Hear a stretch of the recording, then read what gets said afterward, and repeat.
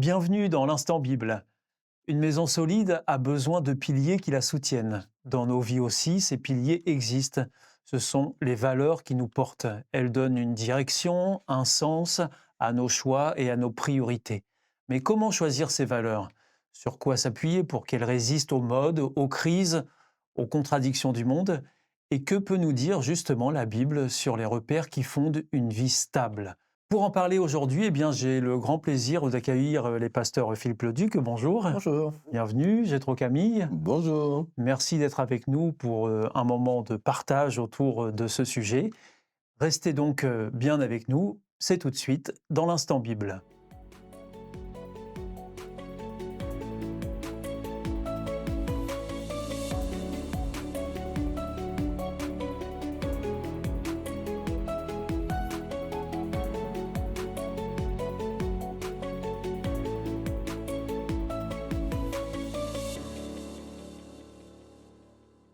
Pour commencer, pasteur Jétro Camille, qu'est-ce qui fait qu'une valeur devient un vrai repère dans notre vie?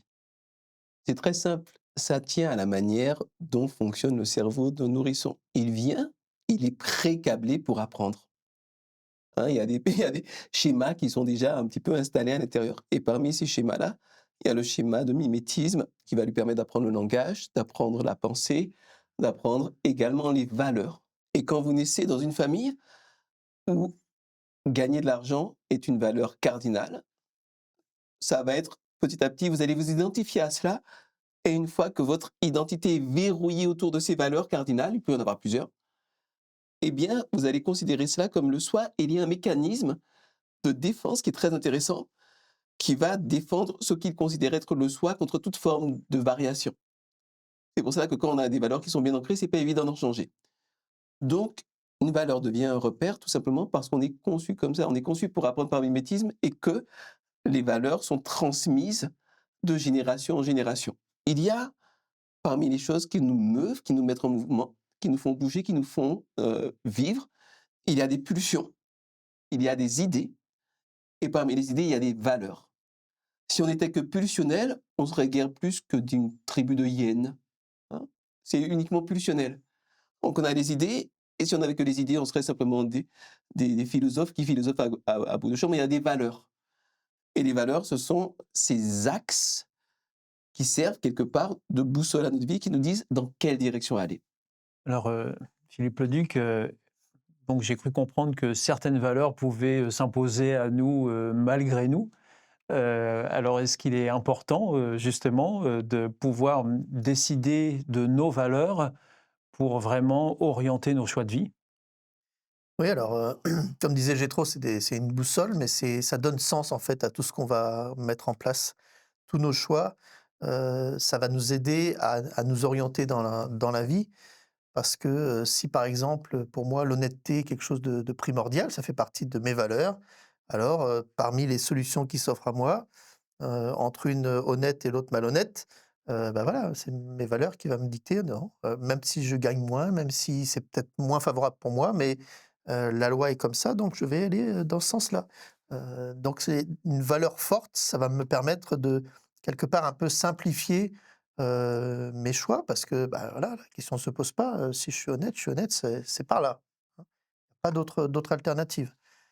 Celui qui a des valeurs qui sont un peu plus fluctuantes en fonction des circonstances, bah, voilà, si je suis honnête le lundi et malhonnête le mardi, hem, comment les gens vont me percevoir?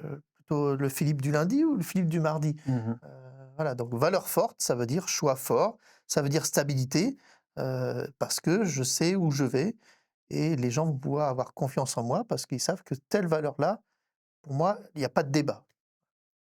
Alors, la question que j'ai envie de vous poser, c'est comment savoir justement, j'ai trop Camille, bah, si les valeurs, qui nous habitent sont des valeurs fortes ou est-ce qu'elles sont des valeurs, un peu, en fonction des circonstances et des valeurs d'adaptation? Mais, en fait, même quand mes valeurs fluctuent et quand je suis un caméléon, ça veut dire que j'ai une valeur qui est axiale, c'est ma survie, mon adaptation et le fait d'être accepté par tous les environnements. Donc si je suis supporter du PSG le dimanche, de l'OM le mardi et du Real de Madrid le mercredi, c'est pas que j'ai pas de valeur, c'est que finalement, la valeur principale, c'est moi et le fait d'être accepté partout. Donc, comment savoir si nos valeurs sont bonnes, sont mauvaises? Déjà, il faut avoir conscience que les valeurs sont culturellement construites. Et il y a des endroits dans lesquels faire la guerre, c'est super. Il y a des endroits dans lesquels faire la guerre, c'est vraiment la honte absolue. Il y a des endroits, il y a des guildes, par exemple, des formes de syndicats du crime dans lesquels ben, voler, c'est réussir une escroquerie, c'est le top. Tu es valorisé, on te met en avant là-dessus. Et puis d'autres contextes dans lesquels faire la même escroquerie, c'est une honte absolue. Tu n'oses plus, si on t'a pris, tu n'oses plus sortir de chez toi pour le reste de ta vie. Donc il y a une dimension construite des valeurs. Comment s'assurer que ces valeurs soient les bonnes? Ben, on ne peut pas le faire si on ne prend pas le temps de regarder l'échantillon des valeurs et ce qu'elles produisent. Dans Matthieu 7, Jésus dit, on reconnaît un arbre à ses fruits. Mhm. Donc un arbre peut avoir une superbe ramure, des feuilles très vertes, mais si les fruits sont nauséabonds et vous empoisonnent, cela veut dire que les valeurs qui sont portées par cet arbre sont mauvaises. Donc vous pouvez avoir un super syndicat du crime, mais si finalement la société se délite un petit peu comme en Haïti, on voit ce que ça donne en Haïti en ce moment où Port-au-Prince est sous l'emprise complète des gangs et c'est le chaos complet. Là, on comprend que les valeurs qui sous-tendent l'action de ces gens-là sont des valeurs néfastes. Mais c'est important de sortir de son petit chez-soi, d'arrêter d'imaginer que nos valeurs ont vocation à être universelles et devraient s'appliquer à tout le monde et d'aller voir ce qui se fait à droite et à gauche pour s'ouvrir. La Bible dit « Examinez-vous vous-même pour savoir si vous êtes dans la foi ». Ça demande de prendre le temps de l'introspection et également le temps de l'examen de ce qu'il y a autour pour élargir ses horizons. Alors, pasteur Philippe Leduc, est-ce que dans la Bible, on trouve des valeurs universelles, finalement, qui sont un peu au-dessus de tout et qui pourraient nous aider à construire une vie plus équilibrée à partir de ces valeurs-là? Alors justement, je le cherchais dans la Bible parce qu'on les trouve ces valeurs-là. On dit même que c'est le résultat de l'action de Dieu dans la vie des gens, ce qu'on appelle le fruit de l'esprit. Voilà, la conséquence de ce que Dieu va produire en nous. Alors parmi ces résultats, ces conséquences, le maître mot, c'est l'amour. Il y a pas, on voit pas un meilleur mot.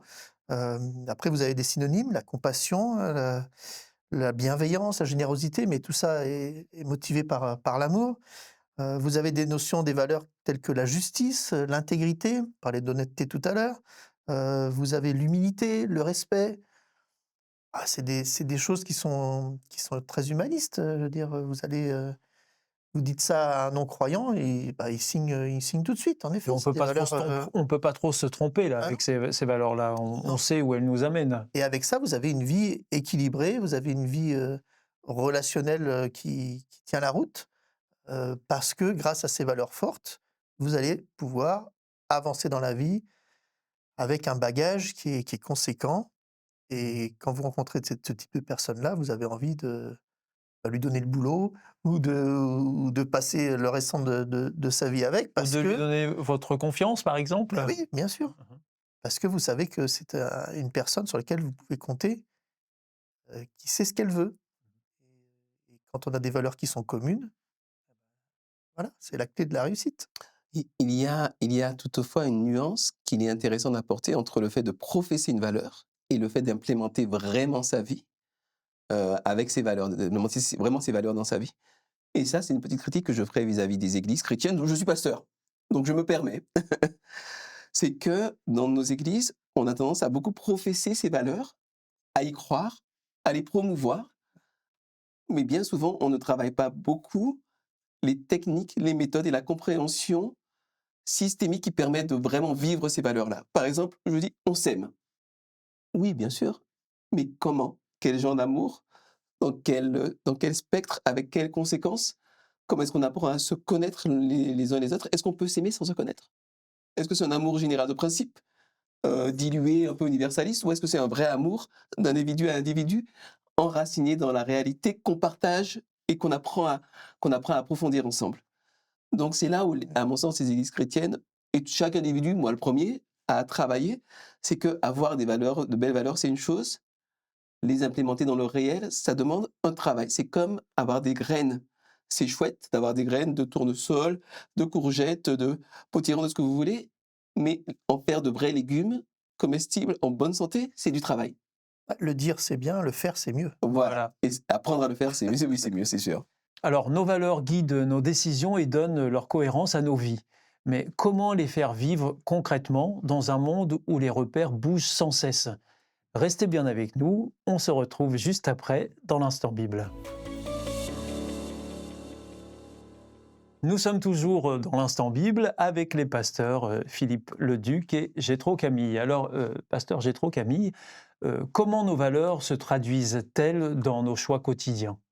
Alors, ça dépend des valeurs, mais elles peuvent se décliner d'une manière fixe, avec par exemple, je sais pas, par exemple, une intransigeance face à la malhonnêteté, mais elles peuvent également se traduire d'une manière variable en fonction des circonstances. Par exemple, prenons une valeur comme l'amour du prochain, dont on parlait tout à l'heure. Mhm.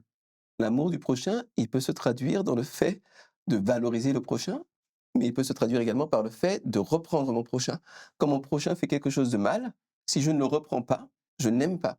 Si je ne lui montre pas en quoi ce qu'il fait est mal et laid, je ne l'aide pas et je ne l'aime pas.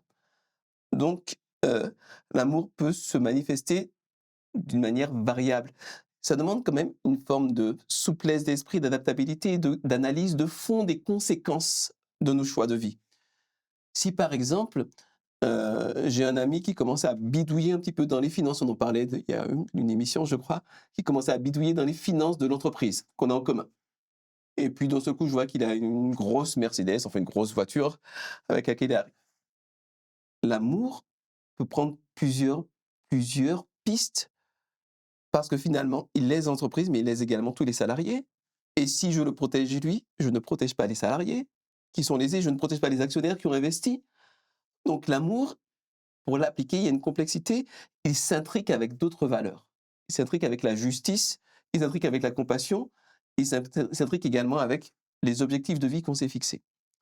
Donc comment nos valeurs se déclinent? Ben, il y a des valeurs qui se déclinent parfois toujours de la même manière, et puis il y a des valeurs qui doivent se décliner de manière très adaptative en fonction des circonstances. Ça demande l'analyse, la profondeur et le sérieux. Et puis parfois, pasteur Philippe Leduc, nos valeurs, elles vont un peu à contresens et on se retrouve avec des valeurs qui sont parfois compliquées parce que elles ne font pas l'unanimité. Comment est-ce qu'on reste accroché justement à des valeurs qui peuvent déranger? Bah, d'abord, il faut d'abord bien les connaître, ces valeurs, clarifier dans sa tête, ce que ça veut dire, comment ça se concrétise dans la vie. Et puis, peut-être se rappeler des conséquences si on ne les applique pas. Donc on peut connaître quelque chose en connaissant l'inverse, voilà. Si on ne le fait pas, qu'est-ce qui va se passer, hein? Et ça nous permet aussi comme ça de faire des bons choix. Il faut en effet, face à un contre-courant, rester fort et déterminé. Alors c'est facile à dire, mais voilà, la force d'un individu, c'est celui qui arrive à résister justement, à la foule. Quand la foule va À dans ne un pas sens verser dans la facilité, et en que fait. vous êtes un des seuls à aller dans ce sens-là, il faut beaucoup de courage pour, garder sa valeur. Il y a des expériences qui ont été faites, hein, Rester droit dans ses bottes, de on dit ça. mimétisme quand tout le monde va dans ce sens-là, tu dis: «Ah bah, c'est peut-être moi qui est fou en fait, Mmh mh. je vais peut-être faire comme tout le monde». Mais voilà, la foule n'a pas toujours raison, et c'est pas parce que tout le monde le fait que c'est vrai et c'est bon à Elle faire. a souvent tort, en fait, la foule. Voilà, donc Prenons un exemple justement pour aller dans ce sens-là qui me frappe beaucoup. Fut une époque où le mariage monogame, la fidélité à vie, c'était encensé et loué. À notre époque, quand je dis: «Beh, je suis marié, depuis, 26 ans à la même femme», mais tu t'ennuies pas? Tu as pas envie d'aller voir ailleurs? C'est un peu nul quoi de tout le temps avoir des relations avec la même femme, puis tu vois rien de nouveau et tout, c'est pas terrible. Donc on passe quelque part d'un modèle assez fermé dans lequel, c'était impossible de changer de partenaire, à un modèle où quand tu gardes le même partenaire à vie, quelque part tu es un brontosaure. Tu es complètement largué, tu es has-been. ouais. Donc si toi, dans le contexte A, comme dans le contexte B, tu n'es pas capable de voir la valeur intrinsèque et le bienfait ou le méfait, peu importe, mais la valeur intrinsèque de ce que tu fais, alors tu vas être comme la paille, quand le vent va souffler à gauche, elle va se déplacer à gauche, quand le vent va souffler à droite, elle va se déplacer à droite. Or, les cadeaux que Dieu nous fait ont une valeur intrinsèque, c'est à nous de la découvrir. Il suffit pas de la supposer, il faut la découvrir et quand on l'a découverte, on reste enraciné dans les valeurs. Ouais, ça demande de la discipline et de la maîtrise de soi, pour arriver à conserver ses valeurs malgré tout, malgré ce que les vents, nous font. Et la Bible nous en parle de ça quand elle dit, «Soyez comme des arbres, bien enracinés, plantés près d'un courant d'eau», parce que sinon vous êtes, en effet, ballottés par le vent, à la moindre circonstance. Ah oui, c'est intéressant. C'est une tension tout à fait passionnante, je trouve, entre le fait d'être enraciné et solide, mais en même temps souple comme le roseau. Parce que quand on est enraciné dans quelque chose qui est faux et qu'on n'en bouge pas de manière, très têtue, Mmh, finalement, ça casse, on ne grandit pas et finalement on s'effondre complètement. ça casse. C'est comme cela que des gens disaient que c'est le soleil qui tourne autour de la terre et ils en démordaient pas parce que c'était écrit comme ça, que c'était enseigné comme cela. Donc il faut être enraciné dans les valeurs, en particulier les valeurs dont on a éprouvé dans la vraie vie les bienfaits, et puis garder une certaine souplesse d'esprit, et puis être prêt à faire évoluer son système de valeurs également. C'est beau de faire évoluer son système de valeurs. Alors, Jétro Camille, est-ce que vous pouvez nous dire quelles sont les valeurs bibliques qui aujourd'hui vous inspirent et vous aident à avoir une orientation de vie? Ben, je l'ai dit dans la dernière émission, ça n'a pas changé, hein, c'est ce que Dieu fait avec ce tact, ce respect, cette diplomatie, cette délicatesse. C'est-à-dire, Dieu te prend là où tu es et il te dit: «Moi, je t'aime, tu vaux quelque chose pour moi, on va marcher ensemble». Et quel que soit ton chemin, tu peux être un criminel de guerre, tu peux être un violeur, tu peux être même un pasteur adventiste. Mais ça peut être difficile à entendre pour les victimes notamment. C'est difficile à entendre pour les victimes qui n'ont pas encore fait le pas du pardon, mais il y a des victimes qui se sont réjouies de voir que leur agresseur était devenu quelqu'un de bien. Il y a un verset dans la Bible qui dit qu'il y a plus de joie dans le ciel pour un seul pécheur qui se repent que pour 99 qui n'ont pas besoin de repentance. Bien qu'on ait une victime et qu'on voit que la personne qui vous a fait du mal a changé complètement d'état d'esprit et de style de vie et maintenant met 100 de son énergie à faire le bien, c'est de la joie. C'est de la joie également et c'est une joie qui est partagée avec Dieu, c'est une joie qui vient de Dieu. C'est une joie qui est partagée avec Dieu, c'est une joie qui fait du bien. Et donc cette valeur, vous pouvez la nommer? Je dirais que c'est, l'amour. L'amour et l'amour, non pas dans le sens simplement émotionnel, mais l'amour dans l'immense puissance de guérison, de, réconciliation et de structuration qu'il a. C'est une vraie puissance, une vraie puissance. Philippe Leduc, pour terminer, une dernière question. Comment est-ce qu'on fait pour transmettre ces repères aux générations qui viennent, qui suivent ces valeurs dont on vient de parler? Alors c'est essentiel de le transmettre parce qu'on ne sera pas, là éternellement. Donc à un moment donné, il faut que la génération suivante, puisse, trouver en nous des points de repère, des modèles. Et quand on dit modèle, alors là, ça nous effraie un petit peu parce qu'on est bien trop souvent, des contre-modèles, hein. Donc il faut une cohérence, il faut une exemplarité, on ne peut pas à la fois dire quelque chose et faire l'inverse, hein, il faut être cohérent Incarner les et valeurs. voilà, et puis pouvoir les expliquer. Le fameux «pourquoi», hein, d'un enfant qui dit toujours: «Pourquoi, pourquoi, pourquoi?» Si à chaque fois on dit: parce que», sans rien répondre. Donc l'enfant a besoin d'explications, et il va pas reproduire bêtement, il va vouloir comprendre pourquoi il le fait. Et c'est ça qui va l'enraciner dans ses valeurs. C'est important, si on ne le fait pas nous, bah, il va prendre, exemple sur d'autres personnes qui sont peut-être pas bien intentionnées. Et donc ça va produire des générations très compliquées qui, elles-mêmes vont reproduire des choses fausses. Donc vous voyez l'importance, de bien transmettre. Si on ne le fait pas, les conséquences peuvent être très graves. Nos valeurs sont les piliers de nos constructions personnelles. Quand elles s'enracinent dans quelque chose de solide, elles deviennent une force intérieure qui nous permet d'avancer, même contre le vent. Merci au pasteur Chétro Camille, Philippe Leduc pour vos interventions, vos réflexions aussi autour de ce sujet. Je vous rappelle d'ailleurs que si vous souhaitez approfondir aussi cette question, eh bien, vous pouvez le faire en lisant la Bible et pour la lire, eh bien, nous avons le plaisir de vous l'offrir si vous nous la demandez aux coordonnées qui suivront. Pour notre prochaine émission, nous apprendrons à dire oui et aussi non parfois. À très vite dans l'Instant Bible. Messieurs, merci Merci. beaucoup et à Merci, au revoir. bientôt. Au Au revoir. revoir.